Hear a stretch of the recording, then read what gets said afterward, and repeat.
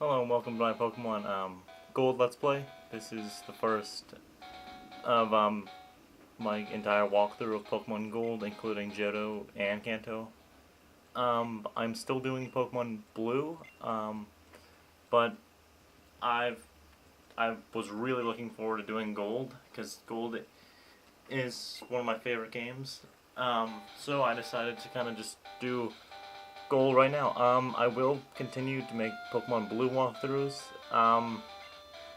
And I'll try doing like one video of each every 2 days because I do have school, so I do need to keep up with schoolwork. But yeah, right now Professor Oak's just kind of saying like all the stuff about Pokemon and how they work beside each other. I'm gonna name myself Jake because, well, my name's Jake and it's always gonna be Jake because I just enjoy calling myself that. That way I feel like I'm actually on the adventure, well, at least a little bit more. He tells you more and more how like Pokemon like help you in everyday life. Alright, so this is our room. You can check the PC if you want. There's actually no items in there. It's like I think the only game besides the remakes. And this is the Johto region right here. As you can see, it's a decently sized region. What makes up for it though, in the fact that it only has only 100 Pokemon that were added, is the fact that you can actually go through Kanto, and you can completely go back through Kanto. It's not the exact same as the first game. There's a lot less stuff to do, which kind of sucks, but it's actually Monday when I'm recording this. Yeah, no one knows if it's daylight savings or not. No, that's like the most worthless question. Right here is also a worthless question because she asks if you can use the phone, and then she continues anyway, because fuck you or something. Then she just goes and sits back down. So we're just gonna leave her because she's stupid. She tells me stuff I already know. And then that's actually our rival right there. And then he's like spying in, and he overreacts like a motherfucker. What are you staring at? Thud. And just kicks you. I mean, you gotta admit though, that's a pretty good kick considering you're a full-sized human. And he punted you a few feet away. He's just telling you how he wants to like make new discoveries in the field and everything, and he's decided that he's gonna give you a Pokemon. Yeah, see, you get a Pokemon for your partner. I'll show you all the Pokemon, and then afterwards I'll pick the one I wanted. And that's Cyndaquil, the Fire type. It actually has the exact same stats as not Bulbasaur. That's really messed up. As Charmander and the Charmander family. This is Chikorita. It's kind of like, it's obviously more like Venusaur out of all of them because it's the grass one.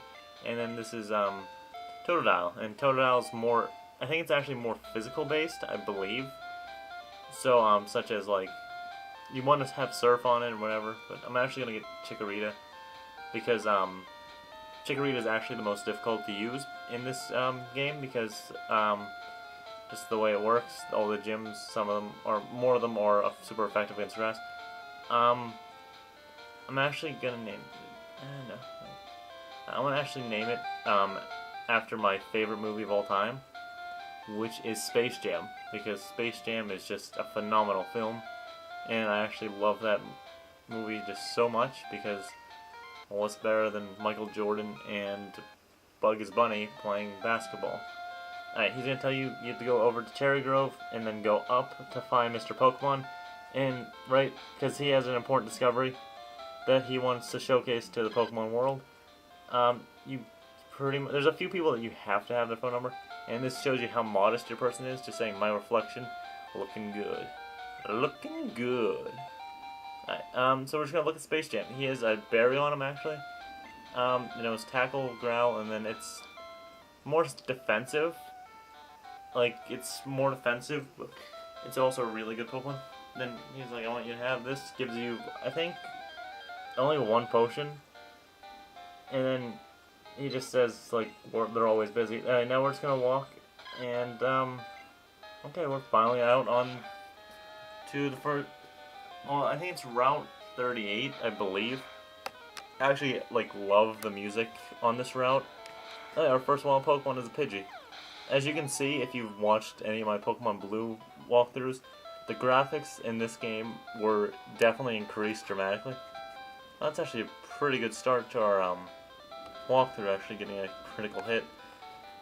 They've increased dramatically. The entire game is, I mean, it's more or less the same, but they added like and fixed a lot of bugs that the first generation had, such as they added dark and steel types to be like kind of nerf psychic types because they're really good in the first generation. There's actually special defense now, so it's not just one special stat. It's and then we can hop over this ledge. It's actually one entire. It's not just one entire stat. If you talk to this guy, you don't really need to talk to him. If it's your first time playing, you probably want to. I'm just gonna talk to him because I like to get as much stuff as I can. He gives you the map card, which is like pretty much just like the map on the go. Pretty much every game you end up with a map, but it doesn't matter. Well, I mean, if it's your first time playing, you probably want to have the map just so it's easier for you. And he's like, this is the sea, as you can see, because he's just full of fucking puns.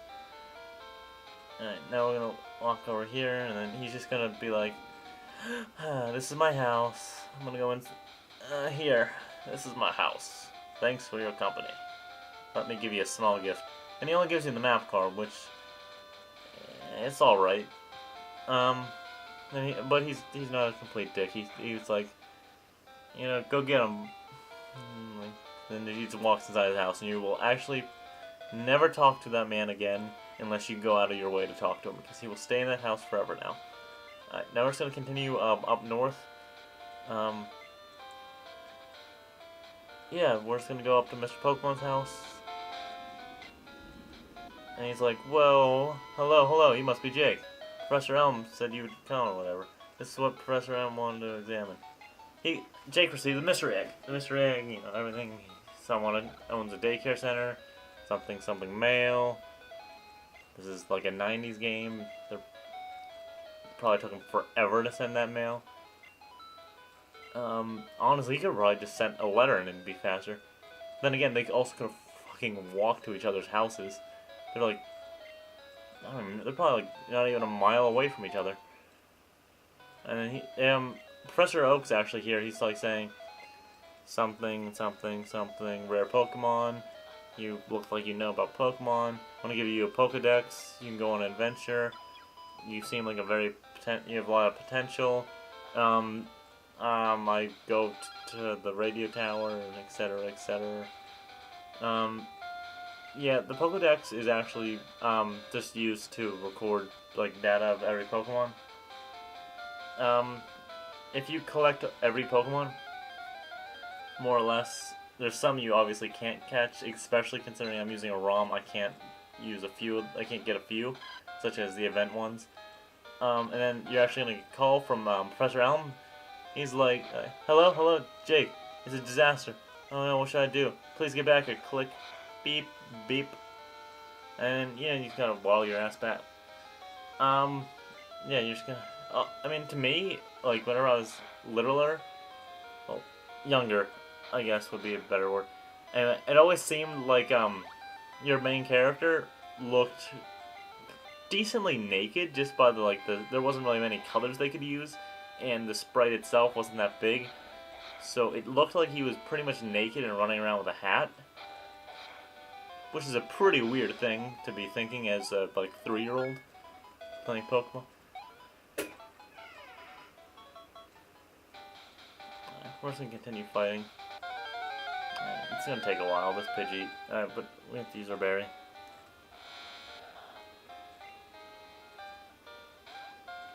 I don't really. Yeah, we're pretty much just gonna kill it. It wasn't really much difficulty. Actually, there is more stuff they added. As you can see, the XP is actually shown. It will show the stats that you had before you leveled up and then after you leveled up. There is now male and female. There's shiny Pokemon. There's actually a lot of stuff they added to this game, which, considering it only, it took them a while, but they were smart and they saved this game for the Game Boy Color and not the Game Boy. But, I mean, granted, the Game Boy was still good, but the Game Boy Color, it wasn't as limited. They actually obviously had color, and it was a slightly more powerful. This is actually where you're going to be fighting your rival for the very first time ever in this game. It's the same in Silver, Crystal, all of it's the same. You fight him here, and then he just says something, I'll wipe you out, I stole this Pokemon, super hardcore, mega badass. And then, I mean, which is funny because he looks like a complete girl. Which we actually so you know, he's a prick, and he sends out a Cyndaquil. Then I sent out Space Jam because, you know, it's Space Jam. It's instantly gonna have a victory. The weird thing I think everyone thought was weird in this generation. Leer wasn't normal. Like every time someone used Leer, it looked like they were shooting 2 goddamn lasers out of their eyes. Which honestly, I wish they would have kept, just because it looked really like funny to see like your Pokemon just shoot lasers and lower defense. It was amusing actually. Well, I don't know. Anyway, oh, he actually got a critical hit. See, now I'm actually more worried. Because losing the first rival battle is never a good sign of a Let's Play. Yes, I actually won the first rival battle. That's freaking awesome. And like always, you get 69 experience, which, you know, is like probably one of the greatest numbers in existence. And he's like, are you happy you won? Which I've always thought he must be an idiot or something, because if you think about it, oh, but he's like a dick right here, just shoves you out of the way. He's not even polite about it.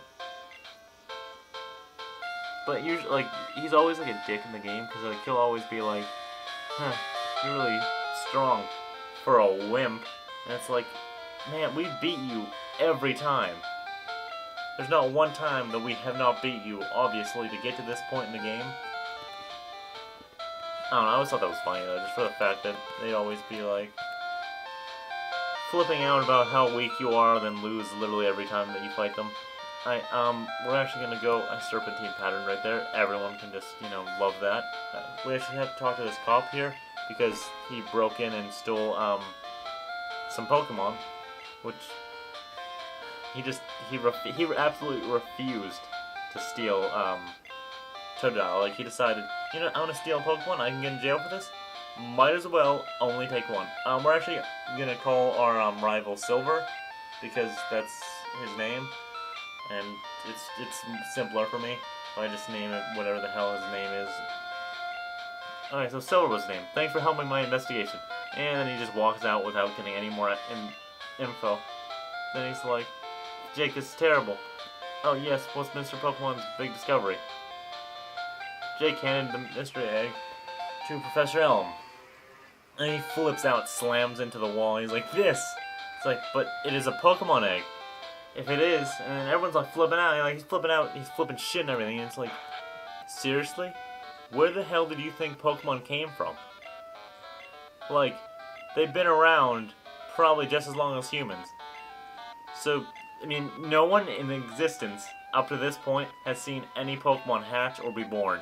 Meaning, everyone's pretty stupid. He's telling you that I should take on the gym challenge, but the challenge to become the champion is a very long and difficult road. Then he comes over and it's like, what up? Here's some Pokeballs. And then he's like, peace, nigga. Well, not really. Yeah, fuck it. Yeah, he pretty much just says peace, nigga.